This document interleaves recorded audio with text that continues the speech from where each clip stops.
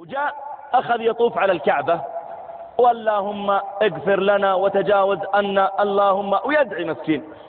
فتحمس وأصابته ضربة شمس ووقع على الأرض، فحملوه وذهبوا به إلى مستشفى أجياد اللي مقابل للحرم.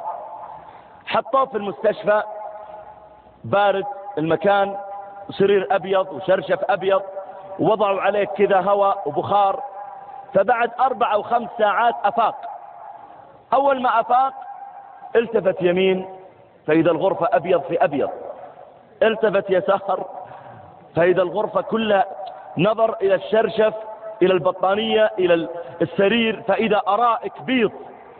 المسكين شم الريحة فإذا هي ريحة، طبعا هي ريحة ديتول لكن أحسن من ريحته يعني، فأعجبته الريحة فظن أنه في الجنة، فقال الله أكبر أشهد أن وعد الله حق، الجنة الجنة.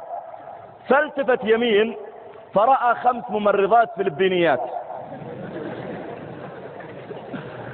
فلما شاف لابسات أبيض في أبيض قال الله أكبر الهور الإين الهور الإين الهور الإين.